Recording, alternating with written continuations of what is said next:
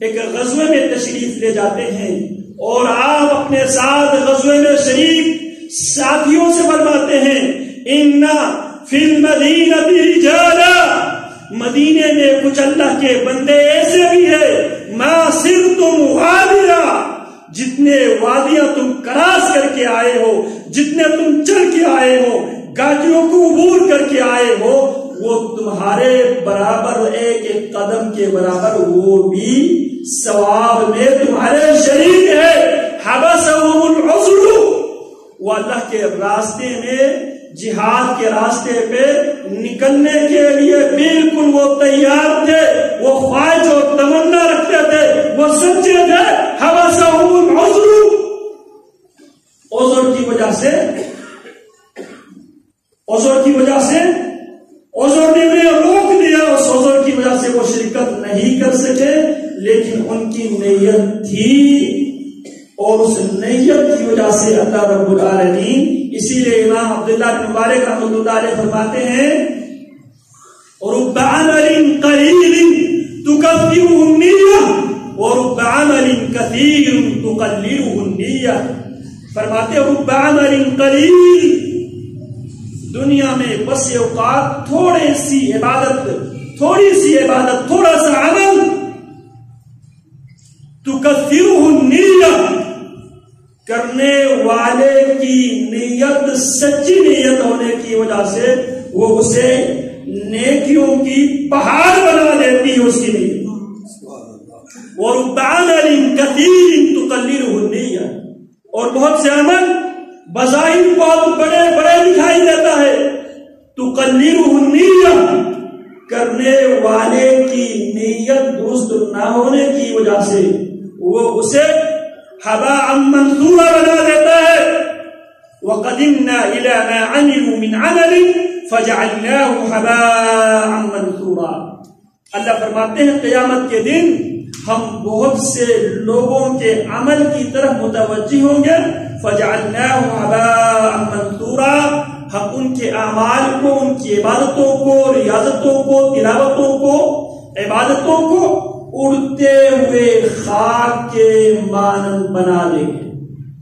اگر کسی نے اڑتے ہوئے خاک کو دیکھنا ہے، آپ کے گھروں میں روشن دان ہوگا، جب سورج کی کرنیں لگتی ہے تو اس سورج کی کرن کے ساتھ جب آپ نیچے سے دیکھیں آپ کو چھوٹے چھوٹے فضا میں ذرے نظر آتے ہیں، اسے کہتے ہیں حباء منثورا۔ عمل کی نفی نہیں کیا، وَقَدِمْنَا إِلَى مَا عَمِلُوا مِنْ عَمَلٍ فَجَعَلْنَاهُ حَبَاءً مَنثُورًا۔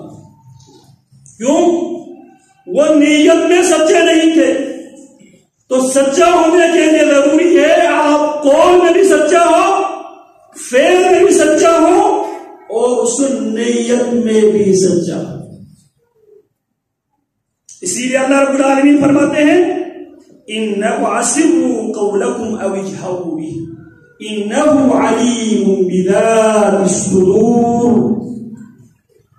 چھپا کر بات کرو یا اعلانیہ بات کرو، اور آج کے سوشل میڈیا کے دور میں وَاسِرُّوا قَوْلَكُمْ، اگر آپ اس کو اس تناظر میں دیکھ لیں، آپ پاسورڈ لگا لیں، آپ ہنفی لگا لیں، آپ خلوتوں میں کریں، آپ کمبل کے نیچے جو حرکتیں کرتے ہیں وَاسِرُّوا قَوْلَكُمْ، تم اپنی بات کو چھپا لو، اَوْ اجْهَرُوا بِهِ، یا چوک چوراہے پہ اعلانیہ کرو، إِنَّهُ عَلِيمٌ بِذَاتِ الصُّدُورِ، یاد رکھو اللہ علیم ہے، ایک ہے علیم، ایک ہے خبیر، اور ایک ہے لطیف۔ إِنَّ الَّذِينَ يَخْشَوْنَ رَبَّهُمْ بِالْغَيْبِ لَهُمْ مَغْفِرَةٌ وَأَجْرٌ كَبِيرٌ وَأَسِرُّوا قَوْلَكُمْ أَوْ اجْهَرُوا بِهِ إِنَّهُ عَلِيمٌ بِذَاتِ الصُّدُورِ أَلَا يَعْلَمُ مَنْ خَلَقَ وَهُوَ اللَّطِيفُ الْخَبِيرُ۔ علیم وہ جو پیدا کرنے سے پہلے علم رکھتا تھا، پیدا کرنے سے پہلے علم رکھنے والا وہ علیم ہے، علیم عام ہے، پیدائش سے پہلے بھی علم رکھتا تھا، مخلوق کی پیدائش سے پہلے آگے جا کے کیا کرے گی. وہ علیم ہے، خبیر، وہ اللہ خبیر ہے. مخلوق جو بھی کرتی ہے پل پل کی خبر اس اللہ کے پاس ہے. لطیف، وہ اللہ باریک بین، وہ خبر جو اس انسان نے کرنا ہے ابھی تک اس کے دل میں بھی وہ بات نہیں آئی. انہ یعلم السر واخفا، اللہ وہ ذات ہے جو سر کو بھی جانتا ہے اور اخفا کو بھی جانتا ہے. سر کیا ہے؟ سر وہ بات جو آپ کی دل میں آئی ہے لیکن وہ بات آپ کی زبان پر ابھی تک جاری نہیں، اسے کہتے ہیں سر. اخفا، جو بات آپ کی دل پر بھی آئے گی، آپ کی زبان سے بھی جاری ہوگی مستقبل میں، نہ ابھی تک آپ کی دل میں وہ بات آئی ہے نہ آپ کی زبان سے وہ بات نکلی ہے. اخفا، اللہ سر کو بھی جانتا ہے اور اللہ اخفا، جو ابھی تک دلوں میں جو بات نہیں آئی ہے اسے بھی اللہ جانتا. ذرا ہم اپنے قول و فعل، خصوصاً جو لوگ سوشل میڈیا، موبائل فون استعمال کرتے ہیں، ان کے صبح اٹھتے ہی پہلا کام موبائل ہی سے شروع ہوتا ہے اور رات کو سوتے وقت بھی آخری کام موبائل فون. مجلس میں ہو تو بھی موبائل فون، جمعہ کی خطبے میں ہو تو بھی موبائل فون.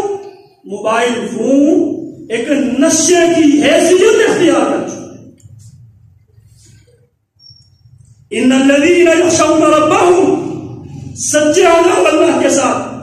ان الذین یخشون ربهم، یہ وہ سلیبس کا وہ حصہ ہے جو رسول اللہ صلی اللہ علیہ وسلم ہر رات آپ علیہ السلام نے ان آیات بینات کو تلاوت کرنا آپ علیہ السلام کی سنت ہے.